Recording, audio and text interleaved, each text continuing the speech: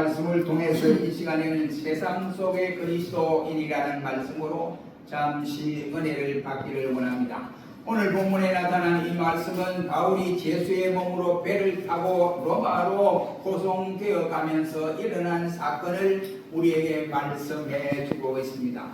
사도 바울은 유대인들이 예수 복음을 전하고 유대인들이 점점 예수교로 이와 같이 개종을 해가니까 유대인들이 화가 난 겁니다. 그래서 바울을 고소해서 시기와 질투로 인하여 제수 아닌 제수로 뒤집어 씌워서 지금 재판을 받기 위해서 로마로 가는 호송되어 가는 상황에 있습니다. 예루살렘에서 로마까지의 거리가 얼마나 먼 거리인지 알 수 없습니다. 대단히 멀고 먼 거리입니다. 그 먼 거리를 오늘날처럼 비행기가 있다든지 다른 특수기관을 통해서 갈 수 있다고 한다면 편하게 갈 수도 있지만 당시에는 비행기도 없었습니다. 오직 배로만이 갈 수 있는 이 방법 하나밖에 없었습니다. 저들의 일행이 예루살렘을 떠나서 미양이라고 하는 작은 섬에 이르렀을 때까지는 별일 없이 무사히 조그마한 섬까지 도착을 하게 되었습니다. 그러나 미양이라는 섬을 출발하자마자 갑자기 유라굴로라고 하는 광풍이 일어서 배가 흔들리기 시작을 했고, 배 안에 있는 백부장이나 선주나 선장 그리고 그 제수들 그리고 부인들까지 온 전부가 혼비백산이 되어서 자기의 생명조차도 담보할 수 없는 위급한 지경에 이르게 되었습니다. 그것은 바로 저들이 미양이라는 항구, 이 항구는 그레데라고 하는 항구 섬인데 그 속의 항구입니다. 그레데는 육지에서 멀리 떨어져 있는 섬으로 알려졌습니다. 그것을 떠나자마자 광풍이 일어서 배가 떠돌아다니는데 이 배의 방향이 어느 쪽을 향하여 가고 있는지 모를 정도로 저들은 혼비백산하게 되어졌습니다. 그래서 저들은 망망대해 바로 지중해 바다에서 그 배가 그 파도에 의해서 밀려서 떠내려가는 이런 상황에 접어들었습니다. 그렇게 떠드는 중에 바로 저들이 간신히 어떤 육지에, 조그마한 육지에 다가게 되었습니다. 그 육지가 바로 우리 성경에 나타난 멜레게라고 하는 섬이었습니다. 그것에 이와 같이 도착함으로써 간신히 저들의 죽음의 위기는 모면할 수가 있었습니다. 이렇게 정처 없이 떠돌아다니던 그 지중해 속에서 떠돌아다니는 그 날수가 장장 14일, 보름에 가까운 날이 되었습니다.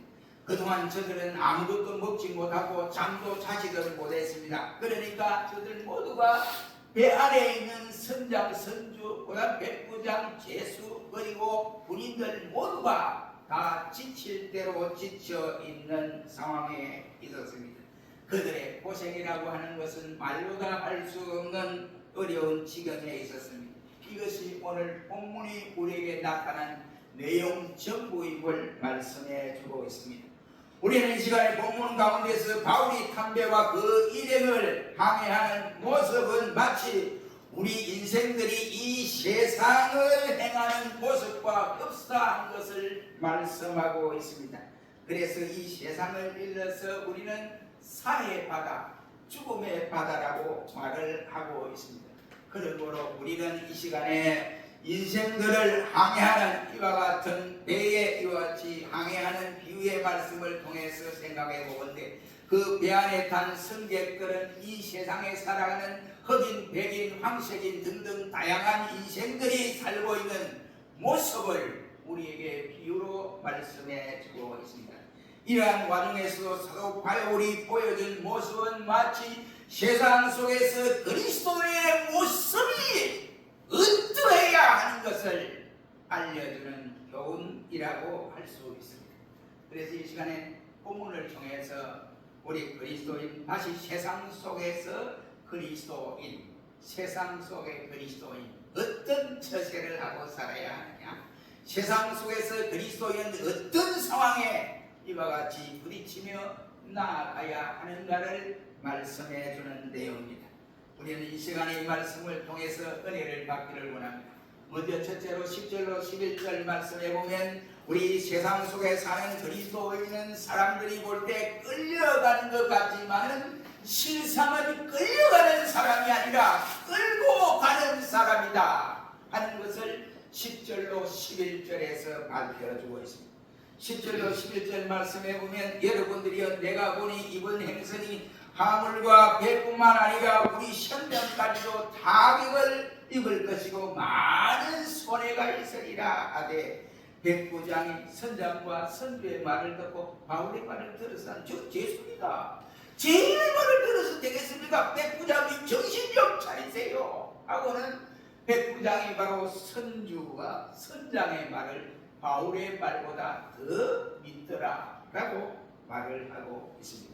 바울은 지금 죄수의 한 사람으로서 재판을 받기 위해서 로마까지 끌려가고 있는 상황입니다. 그러나 실상은 끌려가는 것이 아니라 끌고 가는 사람임을 오늘 10절로 11절에서 찾아볼 수 있습니다. 물론 배 안에는 선장도 있습니다.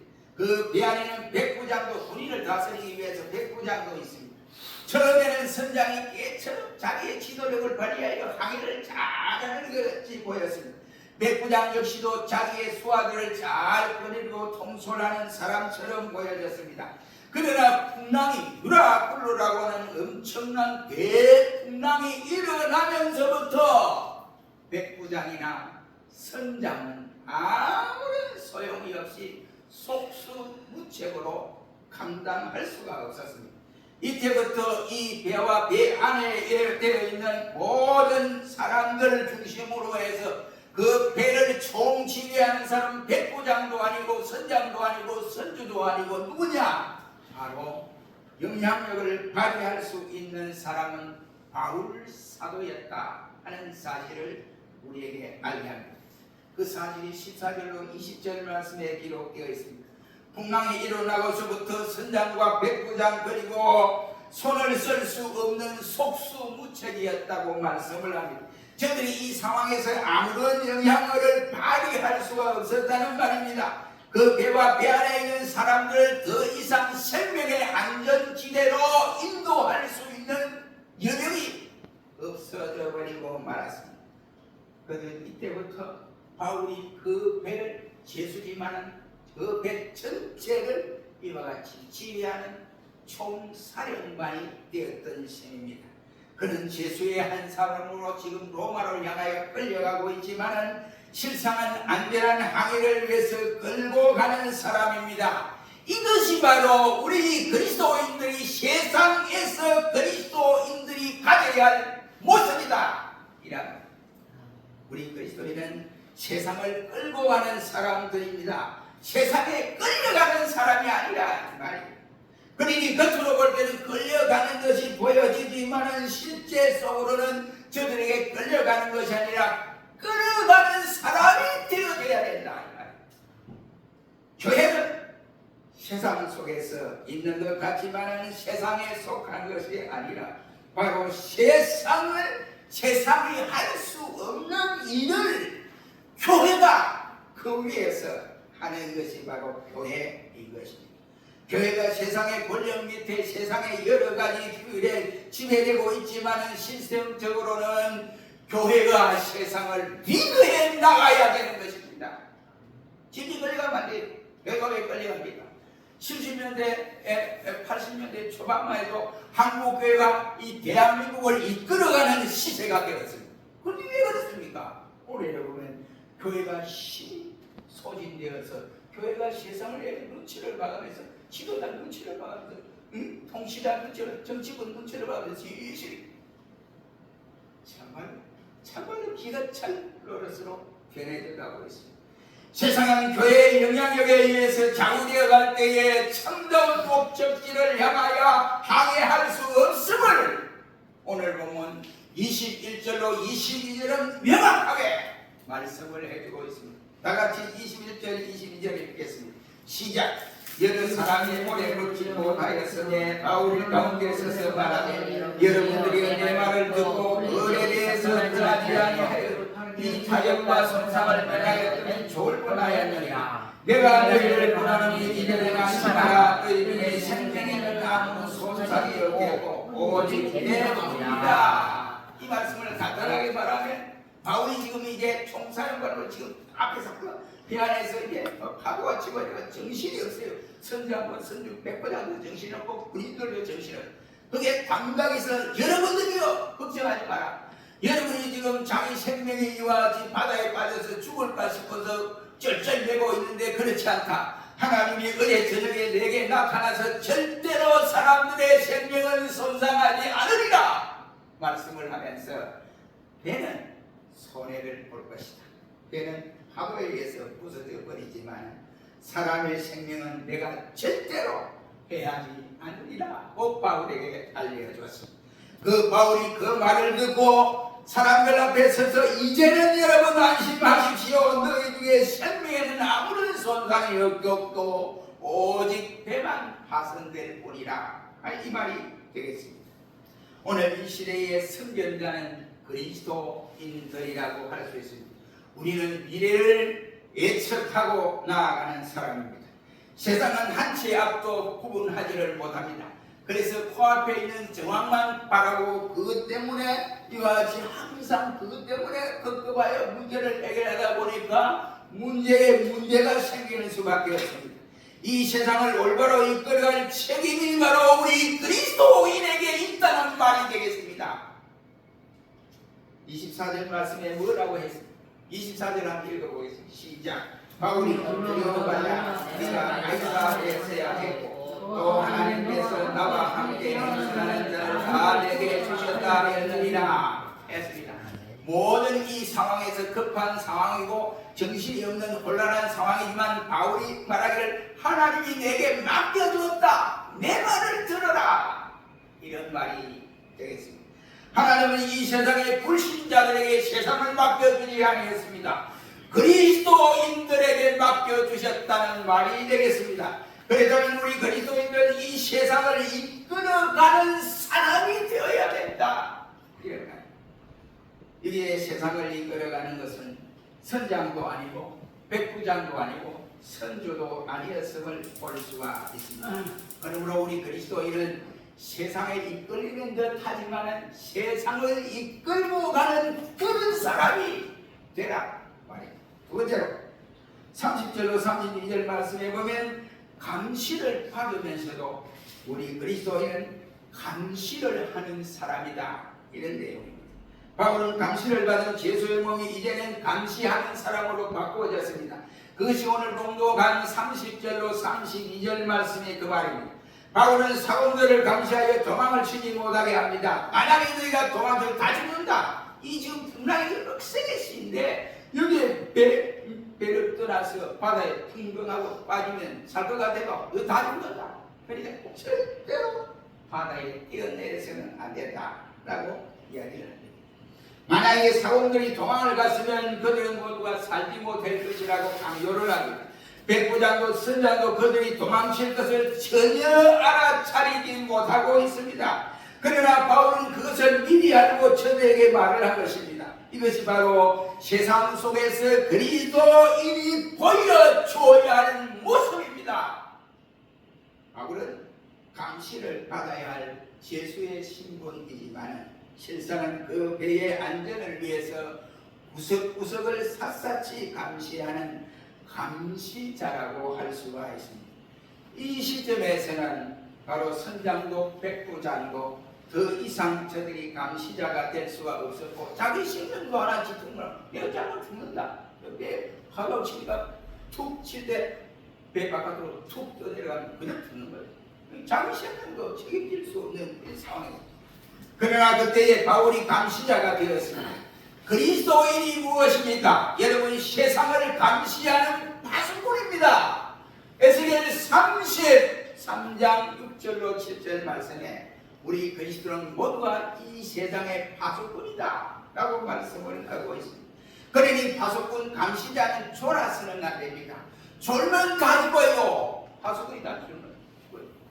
제 친구가 여기 백마부대 처음 월남에 파송하기 전에 처음 파송하기 전에 이제 파송해야 된다. 그래서 사람을 이제 명사들을 꼭 뽑는 상황이 있습니다. 근데 저보고 가려냐? 나갑니다. 남의 전역선 내외에 가느냐고. 그리고 이제 안 갔어요. 근데 친구는 이는 아주 가난해요. 나는 너무 가난해요. 그러니까 죽도 못 버리므로 그런 상황에 끝까지. 그래서 들에 가서 풀이나 아니면 들에 가서 저 쑥 이런 거 해먹고, 그 다음에 저 산에 가가지고 이 소나무 그 껍질을 벗겨가지고 그 껍데기를 그래 끓이고 먹고 이래 생활했어. 상관 안 했어. 근데 이제 여기 임진강에 고초를 썼어.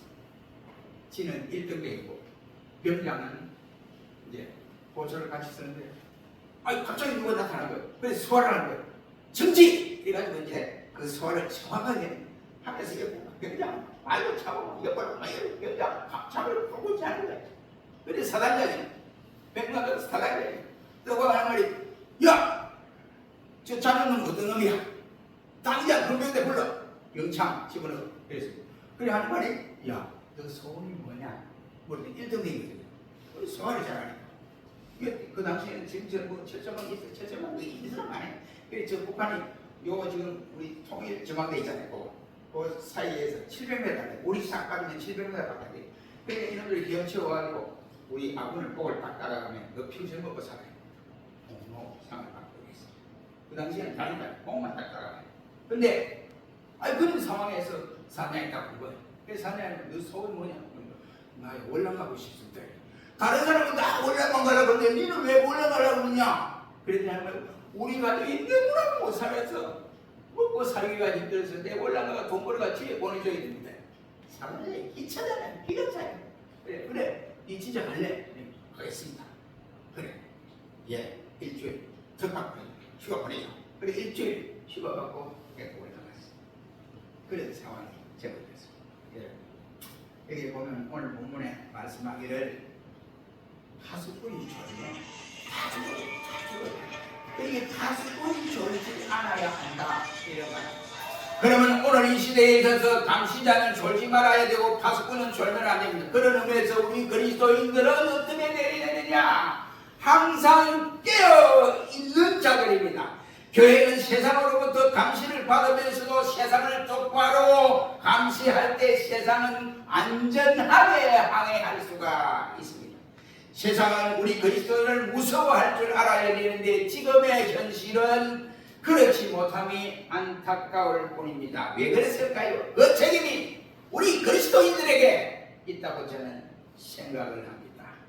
왜 그러느냐? 그 이유는 그리스도인이 맛 잃은 소금이 되었고 바로 우리 그리스도인들이 바로 꺼져가는 등불이 되었기 때문에 그러한 것입니다. 그러니 그리스도인이 잠들면 세상은 어두울 수밖에 없고 결국은 망할 수밖에 없습니다. 진정으로 우리들은 바울의 모습처럼 잠들지 아니하고 세상을 감시하는 감시자들이 되시기를 주의 이름으로 축원합니다. 깨어있는 그리스도인, 파수꾼의 역할을 다하는 그리스도인이 될 때 감시자가 아니라 감시를 하는 사람이 되어지는 것입니다. 세 번째로 42절로 44절 말씀에 보면 죽으러 가면서도 실상은 사람을 살리는 사람이 되어졌습니다. 바울은 죽으러 가는 몸이지만 이제 오히려 많은 사람들을 살리는 사람이 되어졌습니다. 이것이 오늘 보면 42절로 44절에 나타난 말씀입니다. 군사들은 죄수가 헤엄쳐 도망갈까봐 저 다 죽여야 됩니다 라고 이야기합니다. 그러니까 백부장이 가만히 아니다 이거예요. 바울이 하는 저 사람이 하는 말이 다 참 맞아 떨어졌습니다. 그러니까 바울을 살리기 위해서 죄수를 한 사람도 죽이면 안 된다 이 생각으로 백부장이 절대로 죄수 한 사람도 죽여서는 안 된다라고 명령을 내렸습니다. 그리고는 바울이 말한 대로 다 헤엄칠 줄 아는 사람이 먼저 바다에 빠져서 헤엄치고 건너라. 만약에 헤엄이 조금 못 치는 사람이 있으면 배 부서진 조각을 이와 같이 지고 가든지 아니면 배에 있는 물건을 이와 같이 치고 헤엄쳐서 그냥 육지까지 가라 했습니다. 마침내 다 상륙하여 한 사람도 죽은 사람이 없더라고 말을 하였습니다. 지금 바울은 로마에 가서 재판을 받아야 되는데 그 재판에서 사형을 받을지도 모르는 그런 상황입니다. 산다고 해도 자기의 몸이 될 수 없는 그런 상황인데 자기의 앞날 자기 일만 생각해도 복잡하고 말할 수 없는 고통이 있을 터인데 근심 걱정이 있을 터인데 예수의 심정은 여러분 어떻게 제수의 심정이 그 순간에 어떤 마음을 품고 있을까요? 군사들은 제수들이 도망갈까봐 죽이려고 할 때에 백부장이 바울을 살리기 위해서 다른 제수까지도 죽이지 말라고 엄명을 했습니다. 그래서 배 안에 있던 사람들이 바로 이와 같이 로마까지 가는데 어려움이 없이 차곡차곡 진행되어 갈 수가 있었습니다. 바울 사도가 그 배 안에 없었더라면 이런 사건이 있을 수가 없어요. 바울 사도와 그 배 안에 하나님이 로마에 가서 재판을 받아서 풀려나기 위한 작전으로 그렇게 하신 것입니다. 여러분, 그렇다면 이 세상이 무사한 것이 이와 같이 정치꾼들이 잘해서 그런 줄로 여러분 여깁니까? 아니면 대통령이 잘해서 정치를 잘해서 그런 줄로 여깁니까? 우리 그리스도인들 때문에 하나님이 참고 기다리고 계시는 거예요. 이걸 알아야 해요. 우리의 가정이 무사한 것도 그리스도인인 내가 가정을 보호하기 때문에 그렇다. 그리고 회사도 그렇고 그리스도인이 없다면 망해도 벌써 망할 것이고, 꼴깍지기는 김정은이 때문에 여러분 보세요. 전쟁이 나도 몇 수십 번 전쟁이 나셨거든요. 근데 김정은이 꼼짝 못해요. 하나님이 여실을 딱 지우고 여실을 딱 지우고 저것들이 어제 겁을 내요. 김정은이. 여러분 그렇습니다. 그러니 그 이유는 이스라엘의 고통을 보면 우리가 이 세상을 지배하고 이 세상 때문에 하나님이 모든 일들을 보리하고 계신다. 이것을 알 수가 있습니다. 세상 속의 그리스도인은 풍랑 속의 바울과 같은 위치입니다. 그리스도인은 십자가를 지고 자기를 희생하면서 남을 살리고 세상을 살리는 것이 바로 우리 그리스도인이라 이 말입니다. 사랑하는 성도 여러분, 이 어려운 시대에 교회가 교회답고 신자가 신자다워야 됩니다. 그리하여 세상을 살리는 주역이 될 수가 있습니다. 우리 모두 이와 같이 세상을 살리는 주역된 그리스도인 교회가 되기를 주의 이름으로 축원합니다. 여러분, 네 번째, 결코 바울은 들러리가 아니라 주인공으로 탈바꿈을 하고 있습니다. 오늘 본문의 전체 내용을 배우는 한마디로 요약을 하면 그리스도인의 주인공이라는 사실을 우리에게 깨닫게 합니다.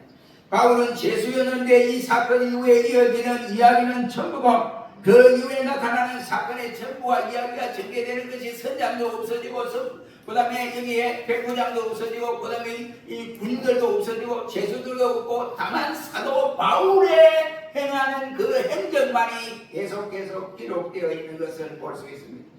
바울 사도가 모든 사건에 바로 초점이 되었다 이 말입니다. 왜 그렇다고 여러분 생각하십니까? 바울 사도가 주인공이 되어졌다 이 말입니다. 사도행전 28장 30절로 31절 말씀에 보면 이태를 자기 셋집에 요하면서 자기에게 오는 사람을 다 영접을 하고 저들에게 담대히 하나님 말씀을 전파하고 그리스도 예수에 대한 것을 가르치되 금하는 사람이 없었더라 라고 말씀을 하고 있습니다. 이 말씀은 사도행전의 마지막 부분에서 사도 바울의 전도 여행의 결론을 말씀하고 있는 내용입니다. 뭐라고 했습니까? 예수 그리스도에 대해서 가르치고 저들을 양육하고 복음을 전거했지만 어느 누구도 유대인들처럼 예수 전하지 말아라 이런 사람이 아무도 없었더라.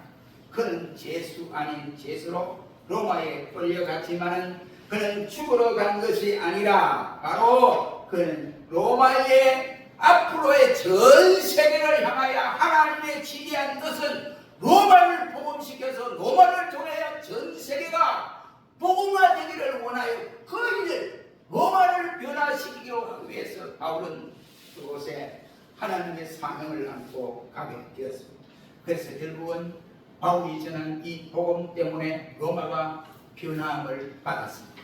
그래서 로마 이제 콘스탄틴 황제를 통해서 우리는 이제 국교로 하고 예수 그리스도가 나의 구주다 하고 기독교가 우리 국교다라고 선포를 했습니다. 사랑하는 성도 여러분, 이 세상의 주인공은 정치인도 아닙니다. 이 세상의 주인공은 운동선수도 아닙니다. 기업인도 아닙니다. 연예인도 아니 됩니다. 오직 예수 그리스도인입니다. 저와 여러분이 이 세상의 주인이다. 이런 말입니다. 주인공. 그래서 세상에 그리스도인은 어떻게 처신해야 하는가를 우리는 본문에서 깨달을 수 있습니다. 정치인들이나 연예인들이나 잠시 등장했다가 사라질 뿐입니다. 그것들이 무엇을 했는지 하나님은 전혀 별 상관하지 않습니다. 저들이 뭐 어떤 일 해도 하나님은 그 신경 안 씁니다. 다만 궁극적인 관심은 그리스도인들에게 있습니다. 그리스도인들이 이 사회의 주인공이기 때문에 그렇습니다. 학교에서도 가정에서도 사업장에서도 직장에서도 그리스도인들이 빠지면 드라마의 주인공이 빠지는 것과 똑같아요. 재미가 없어요. 주인공이 빠지면 무슨 재미가 있나요?